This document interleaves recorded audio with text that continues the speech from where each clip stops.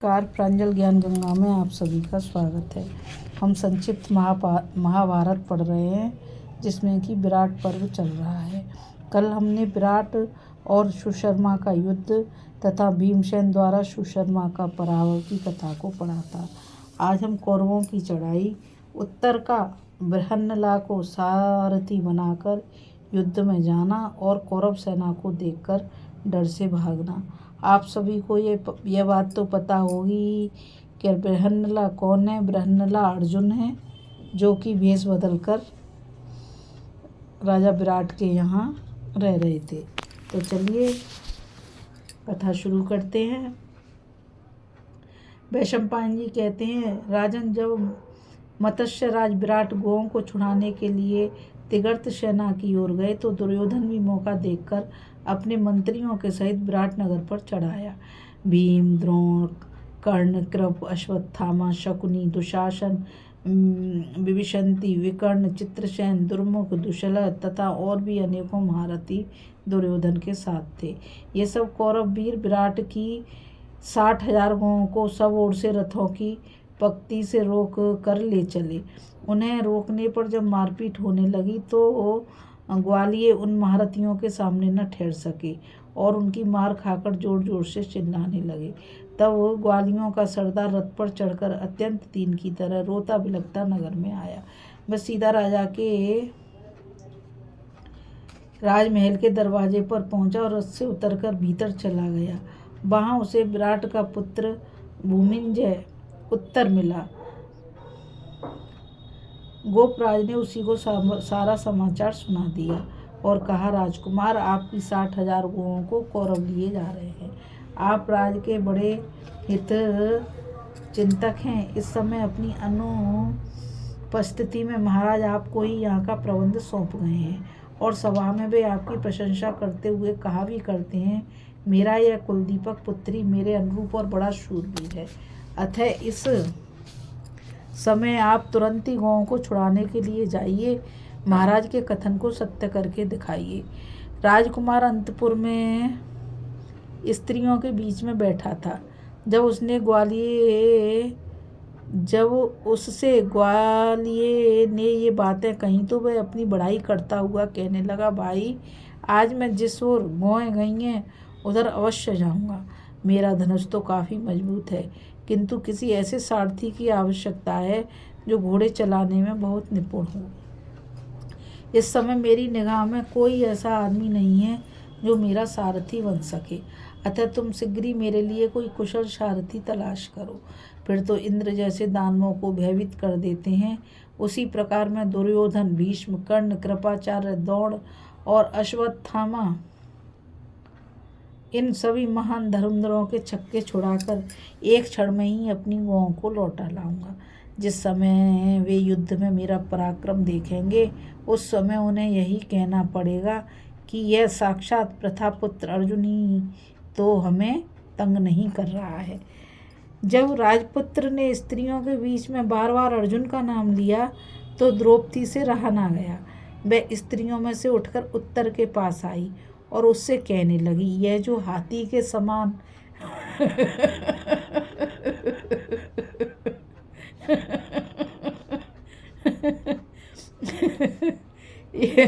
यह जो हाथी के समान विशालकाय और दर्शनीय युवक बृहन्नला नाम से विख्यात है, पहले अर्जुन का सारथी ही था। यदि यह आपका सारथी हो जाए तो आप निश्चय ही सब कौरवों को जीतकर अपनी गौएं लौटा लाएंगे। शैरंद्री के ऐसा कहने पर उसने अपनी बहन उत्तरा से कहा, बहन, तू शीघ्र जाकर बृहन्नला को लेवा ला। भाई के कहने से उत्तरा तुरंत ही नृत्यशाला में पहुंची। बृहन्नला ने अपनी सखी राजकुमारी उत्तरा को देखकर पूछा, कहो राजकन्या, कैसे आना हुआ? तब राजकन्या ने बड़ी विनय दिखाते हुए कहा, बृहन्नले, कौरव लोग हमारे राष्ट्र की गौओं को लिए जा रहे हैं। उन्हें जीतने के लिए मेरा भाई धनुष धारण करके जा रहा है। तुम मेरे भाई के सारथी बन जाओ और कौरव लोग गौओं को दूर लेकर जाएं, उससे पहले ही रथ उनके पास पहुंचा दो। कुमारी उत्तरा के इस प्रकार कहने पर अर्जुन उठे और राजकुमार उत्तर के पास आए। बृहन्नला को दूर से ही आते देखकर राजकुमार ने कहा, बृहन्नले, जिस समय मैं गांव को बचाने के लिए कौरवों के साथ युद्ध करूं, उस समय तू मेरे घोड़े को उसी प्रकार अपने काबू में रखना जिस प्रकार पहले से रखते आए हो। मैंने सुना है पहले तुम अर्जुन के प्रिय सारथी थे और तुम्हारी सहायता से ही पांडव प्रवर अर्जुन ने सारी पृथ्वी को जीता था। इसके पश्चात उत्तर ने सूर्य के समान चमचमाता हुआ बढ़िया कवच धारण किया तथा अपने रथ पर सिंह की ध्वजा लगाकर बृहन्नला को सारथी बनाया। फिर बहुमूल्य धनुष और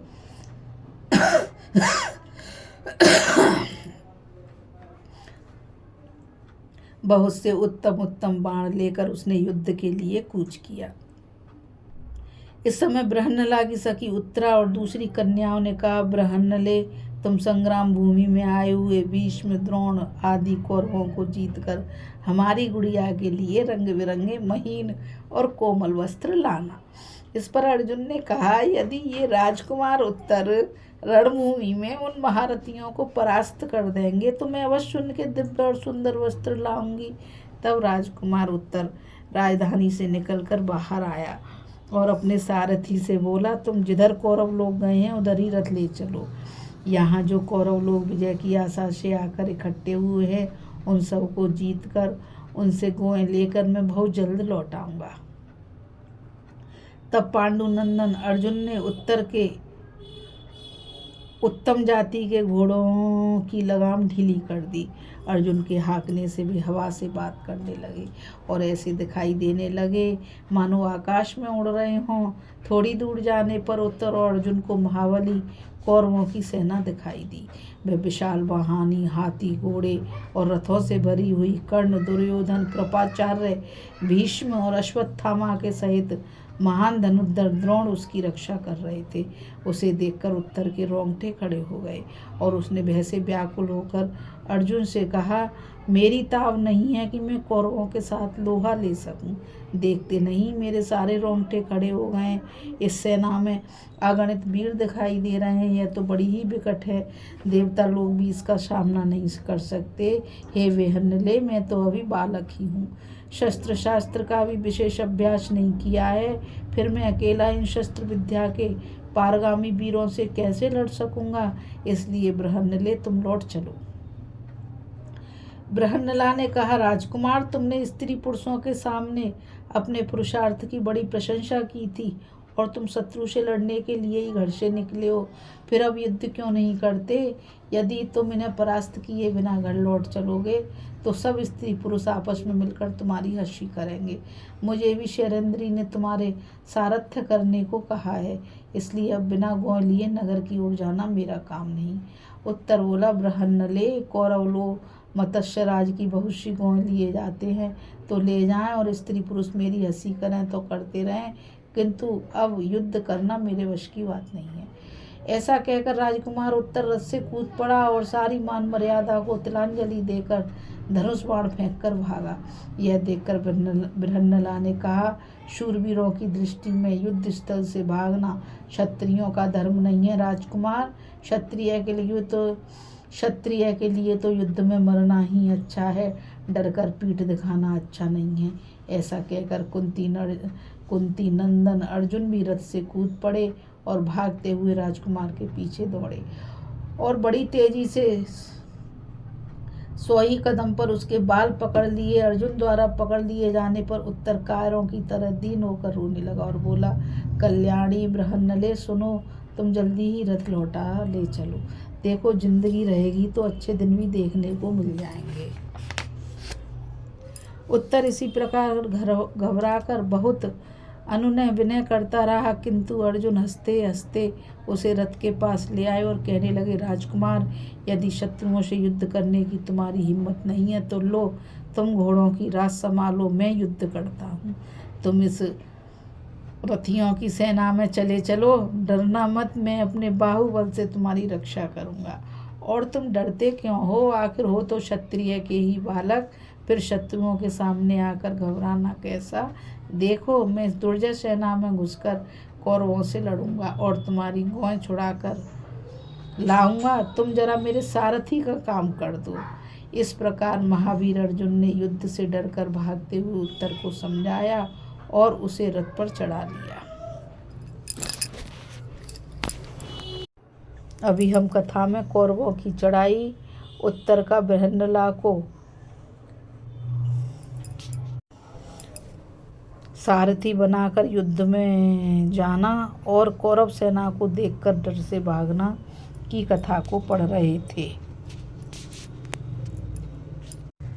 अब आगे की कथा में हम अर्जुन का शमी वृक्ष के पास जाकर अपने शस्त्रास्त्र से सुसज्जित होना और उत्तर को अपना परिचय देकर कौरव सेना की ओर जाने की कथा को पढ़ेंगे। इस कथा में बस इतना ही। मुझ गीता रावत को आज्ञा दीजिए। कल फिर मिलेंगे एक नई कथा के साथ। और मैं आप सभी से यही कहना चाहूँगी कि इस चैनल को आप सभी ज़्यादा से ज़्यादा लाइक, शेयर और सब्सक्राइब कीजिए ताकि यह अमूल्य ज्ञान अधिक से अधिक लोगों तक पहुँच सके।